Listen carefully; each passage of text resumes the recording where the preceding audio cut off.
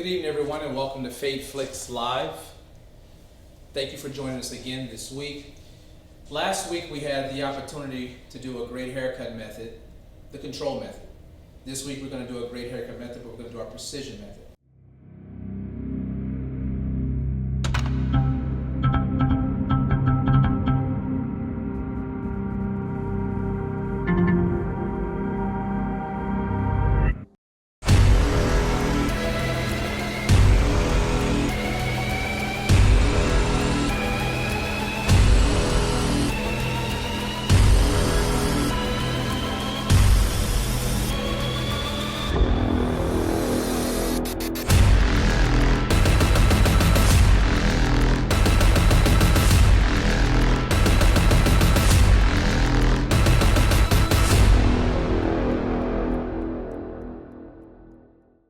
In this particular method, a great haircut method, precision, we're going to pretty much work in just one level. It's going to be right about right here. We're going to work in that level right here. A 1.5, I'm coming right here in this particular section, and I'm going to take this pretty much all the way up to the parietal ridge.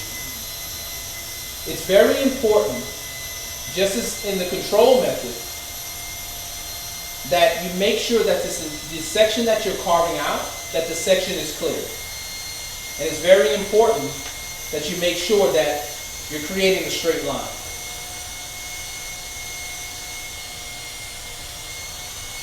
All right, so there we go.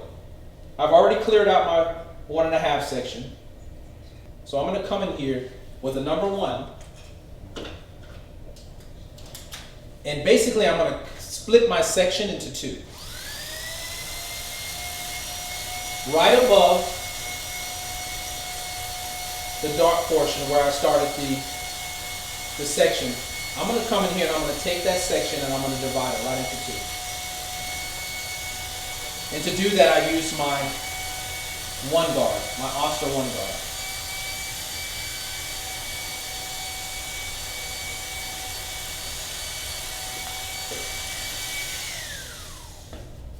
Now if you see that, you can see it clearly. Look at that. Here's our 1 area. Right above it, our 1.5 still exists. And then of course the same, anything above a 1.5, all the way up until what he has on the top there. So I'm going to come in here right now, right above this dark area. Right above this dark area right here, I'm going to come and I'm going to drop my sub-level in. Just a small little level. I don't want to take too much of my 1 level away. I just want to drop it in there enough that it's going to be a smooth transition when I get ready to ball this haircut out. And you'll see what I'm talking about towards the end. This particular portion, I'm going to go from bottom to top. But what I'm going to do is, I'm going to leave this here. I'm going to leave the dark portion here. I'm not going to take that away for now. Now I already have the Andes Master in my hand, so I'm going to go ahead and just work with that. And because we're going up, I'm just going to open it just a little bit more and just kind of work on that line and soften it some. That's it. So now I'm just going to open it just a little bit more and just come up in that area just a little bit more. The only thing that I'm worried about is this 1 section that I'm working in. The section below it and the sections above it do not exist right now. Just this one. Open it. By the time I open this all the way, I pretty much can swing this line out. But I'm not going to do that. I want to show you something differently because I like to use Andes, but I have the ability to use any tool that is placed before me. So I want to show you that yes, you can use your Andes, but what if you don't have an Andes Master? What if you don't have the Fade Master blade? Then what do you do at that point? Are you lost? Can you not do the system anymore? I have to have the same exact tools. What we're going to do is I'm going to use my Oster fast feed. And the only thing I'm going to use my Oster fast feed is just to soften up this little weight right up in here. That's it. Not that I couldn't have done it with the Andes. I could have easily have done it with the Andes. But we just want to show you some versatility today by using different tools to show you can accomplish it even if you're not using the same exact tools that I am. The lovely thing about this line right here that you see here, this line is a barrier to tell me do not come near here. This is my 1.5 section. This is my 1.5 area. Don't come inside my 1.5 area with this half or with this 1. So whatever you're doing, whatever work you're doing, do it below there.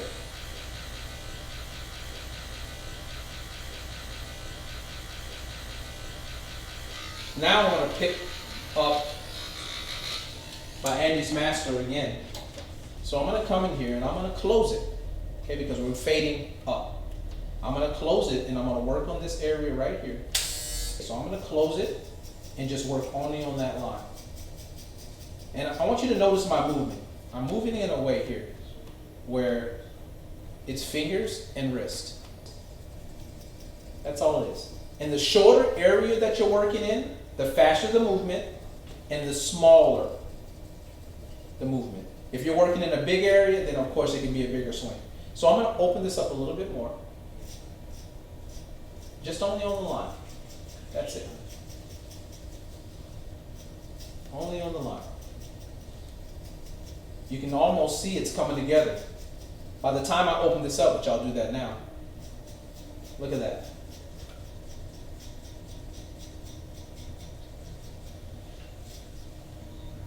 But the great thing about this method is you've compartmentalized it in a way where you know exactly what level or tier that you're working in. So you're not going to take a 0 guard and put it into your 1.5 area or your 2 area or your 2.5.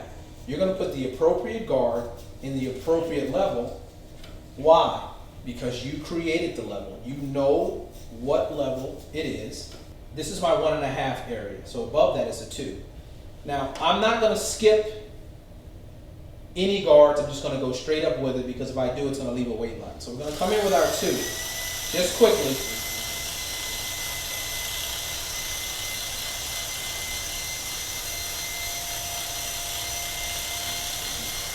Now I'm going to stop there. This is a reality of cutting. I'm going to stop there. You see how I place my 2 on? And as I place my 2 on, I reveal a little weight line right here. See if you can get it. I created a little weight line.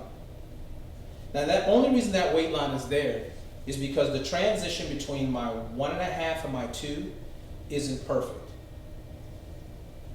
So now that I see this here, I see that there, I'm going to stop. The great thing about this system is because of the levels that we work in, we're going to stay in those levels. We're not going to go to another level until that level is clear. So all I'm going to simply do is come back over here. I'm going to grab my Andy's Fade Master and I'm going to take my 1 guard. Because my 1 guard open is equivalent to a 1.5, I can literally take this guard, get in here, and just take that small weight line out. For clippers, or I'm sorry, for guards to pick up off each other in a way where you put 1 guard on and it takes the line out, you put another guard on and it takes the line out, it takes adjustment. You even have to do that with detachable clippers. So because I saw that little weight line, now I'm going to stop and come back. And there we have it. Now I can proceed. I've already placed my 2 on there. Now I'm going to place my 2.5. Now Oscar doesn't make a 2.5 guard that I know of, so I'm going to actually go back to my Andy's master, and I have a 2 on. And I'm going to take that 2 and just work right in the parietal ridge. My 2 open is generally equivalent to a 3, so I'm just going to open it just a little bit more because I want this to transition as best as possible from a 2 to a 3. And then I'm going to open my 2 all the way, and just right here at the ridge, just right here at the turn. And one thing that's important to do, it's important to go from front all the way to the crown. From the front all the way to the crown. We want to come across the hair paradigm as well so that we can get any of those little aggravating hairs that are standing up.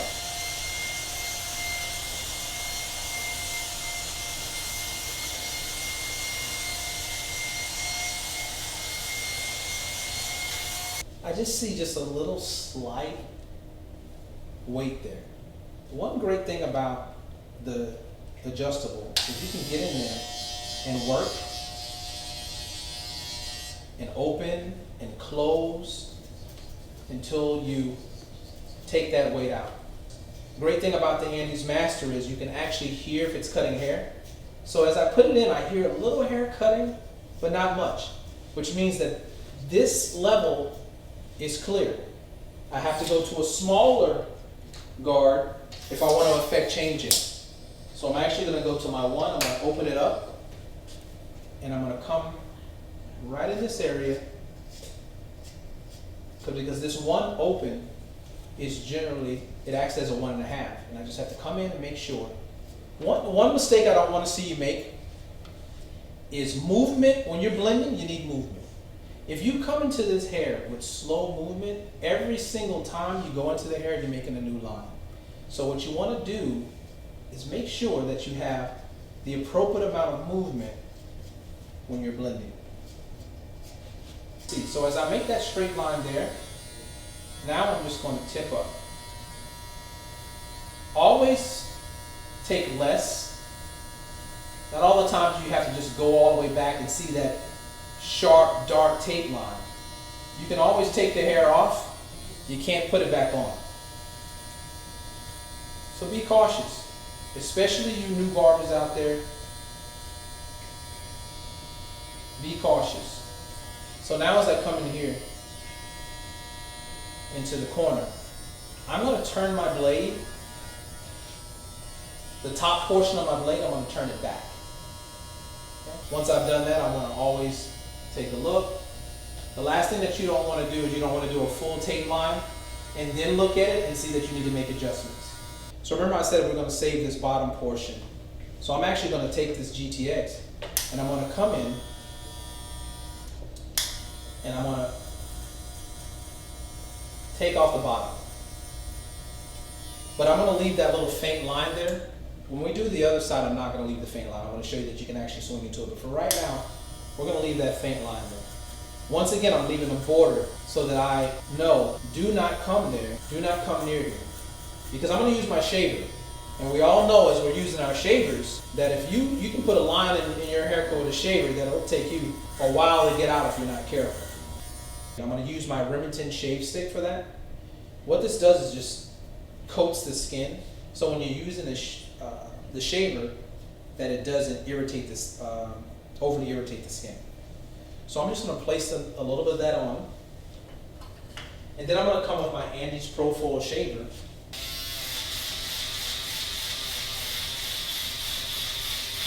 Now I'm going to, you see it, I'm moving around a bit. I'm not just going straight up like this. His hair doesn't grow that way. It grows out of the head, out of the follicle in all different directions. So that's exactly how I'm going to cut it. And you can tell if you're cutting or not because you can hear it. If it sounds rough, you're cutting hair. If it sounds too smooth, the hair is already gone. And one thing that you can do as well is when you get to that top line, so you don't catch the shaver on it, go in a circular motion, and that'll also soften that line that's sometimes made when you're using the shaver on the skin filler. And I like to use this one simply for the back portion. And I'm not saying that Wallace is a great shaver. I prefer the Andes shaver. But this one has the back portion that you can use for sideburns. But I like to come in here and it just makes that shaver line blend in so much better with that skin line. So I'm just going to come just below the line that I made. And now I'm ready to take the line out. So I just want to come in really quick, only on the line. This is why it's important to practice controlling your swing or your C motion, because if you're doing this with your arm, you're going to cut into the haircut. So what I'm going to come in here, I'm going to just take those little hairs away. If you can see those little hairs, I've already made the line. So I'm not coming in here to make a new line. All I'm doing is I'm coming in here and I'm taking those little dark hairs that are going to, as I like to say, compete with the fade. This is all the finish. This is all cleanup. This is precision. And be sure that when you use the razor, as you, whatever direction you're going, you need to kind of pull a little bit. Don't pull too tight, just a little bit. But I want to transition just a little bit of this beard in to his fade. So what I'm going to actually do is I'm actually going to use the control method.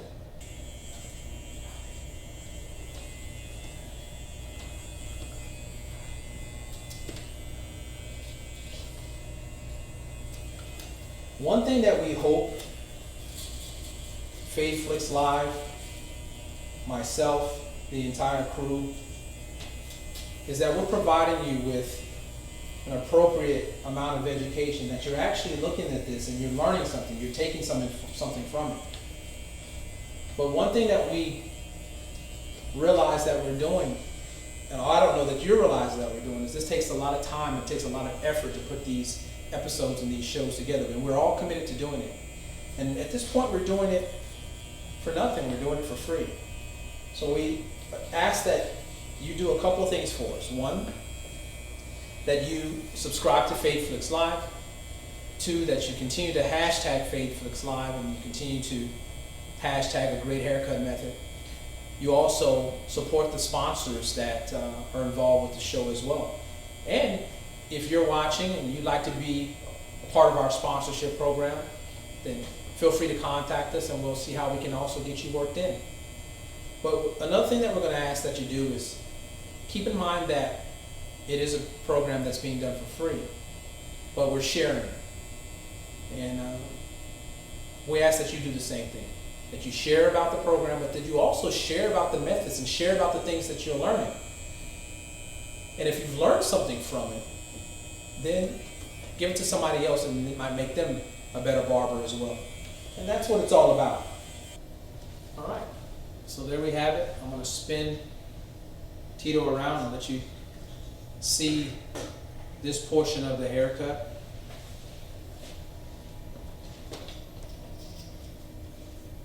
The precision method, if you notice, it gave us kind of a more, well, I guess you could say like a blurry blend here. So when we do the other side, what I'm going to do is I'm actually going to go from top to bottom and show you exactly how you can use this method